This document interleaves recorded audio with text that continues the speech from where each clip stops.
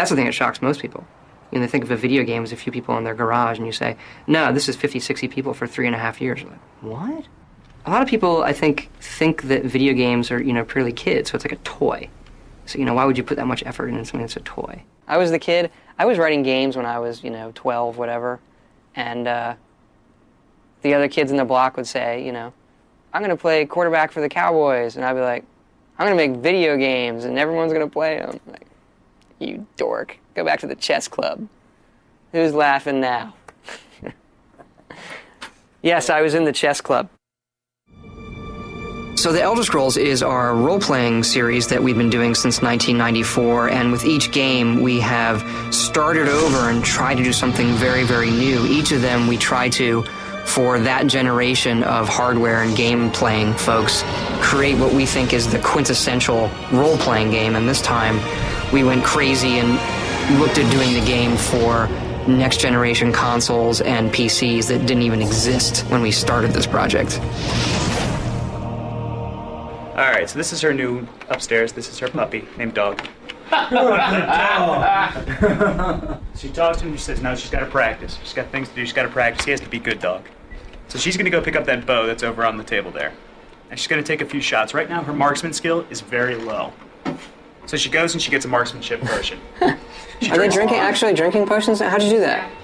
She drinks a potion. Pause a second. So this is all, wow, this is new to me, so I'm making lists. Mm-hmm. I've got that on the list as we need the potion or drinking potion. Yeah. That. Yeah, it's on there. Okay. All right, so she drinks that, which increases her marksmanship skill. Now she attacks. Dude, that is brilliant. So she goes and picks up this book over here and starts reading. Dog starts eating. His animations are going to be tweaked, and now he's got all sorts of energy. He's running around. He's running around like an idiot, and she's starting to get annoyed because she's trying to read. She's like, "No, mommy's reading," and he goes, "Her?" Bam! Paralyzed. Falls over. She goes back to reading while the dog twitches helplessly on the ground. All right, so now she says she's going to go get some sleep. The dog still wants food, though, so he follows her over to the bed. She says, "You're a very bad puppy. You're a very bad puppy." And he goes, after kicking a bottle out of him. Awesome. And scene. I think the demo showed a lot of promise, and we just have to go through and polish a lot of small stuff. And the final battle part definitely isn't quite there yet, but I mean the game systems work. We just need to go back and add that extra fine-tuning, extra scripting that's required for that. So yeah, no panic yet. You guys are waiting for this panic, and I don't think it's quite going to come. What's at stake here? There are two big focuses for E3. So one is the demo, and we'll go in there, have a big giant plasma screen, and it'll be me and Todd in there just talking to people about the game and kind of running through the same demo every hour on the hour. And then the second thing would be the trailer. It has to be awesome. It can't miss. It's the most important thing we do because it gets seen by everybody.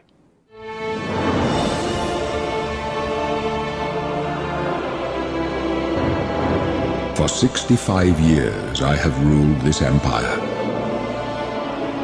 Generals and kings have knelt at my command. But a darkness comes. The blood tide rises. These are the closing days of the Third Era. Oblivion is a sword and sorcery epic role-playing game.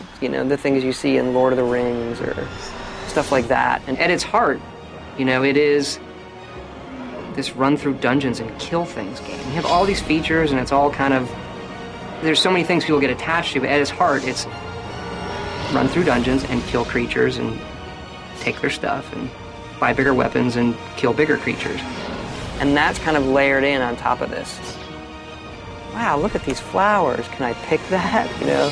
It's almost like two things sitting on top of each other. Here's the game, and then here's the virtual world.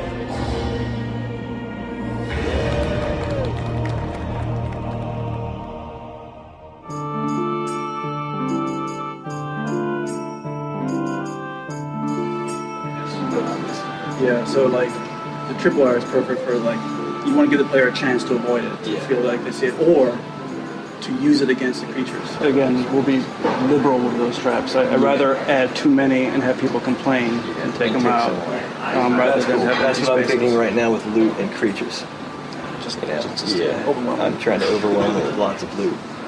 So that you get more out of the dungeon, because everybody's been saying the argument, you get more in someone's basement than you do in a quest. Well, I'm one of the world artists, but I specialize in the Oblivion plane art and the lower class. The stuff that's really dirty and dingy and sort of nasty, or the stuff that looks very deadly and scary and, somewhat demonic or evil. That seems to be in my comfort zone, in a way, that I can go do that stuff far easier than if they asked me to do anything that was nice and beautiful. This is basically showing an overview of what you'd expect a dungeon level to look like. So they're built on a grid system so that they have an exact fit and match, and you won't see any seams. It's a lot like a Lego set in the way, except far more complex and detailed. And then before you know it, you have this world that you created in your own mind that you can sort of experience and feel the atmosphere and sort of the dread and the scariness of it. And this is where you find your first area that's inhabited by traps. So my goal is, I'm hoping the player will walk over to the treasure chest and walk through all 3 of these zones, therefore setting off all 3 of these traps up here, here, and here. I mean, I live a pretty normal life. I have a wife and 2 daughters, so it's very normal for me. But they exist in that world with me, like they're exposed to the monsters and to the films and all the stuff that I have in the house. I love the undead. I try to use them as much as possible. Just bring in one of these guys, pop them down, and so like this one only has 1 arm, or the other one has no head. I guess I'm sort of a non-conventional sort of person, so that I've always stayed away from the more conservative side of life. So I like the stuff that is far more, I guess, less mainstream. So it wouldn't just follow this route along the path here, but maybe it would take this route, and give it a little bit more lifelike behavior as far as the direction it's going to travel. But also give people questions as to why it's there and what it stands for, because that could be more interesting in what you read into it rather than the literal. What your mind imagines sometimes is far cooler than what the reality is of situations. I know the designers have a long wish list of art that they wanted, but you know what? I mean, if you don't get that unique looking sword, I think we can live with it looking like every other sword in the game, so. I'm waiting for Craig to do as usual. Everybody stop coding, I'm gonna fix this. Just 2-step. 1 step forward, 2 steps back. Woo-hoo! So I'm gonna make everybody turn around and we'll start making some progress.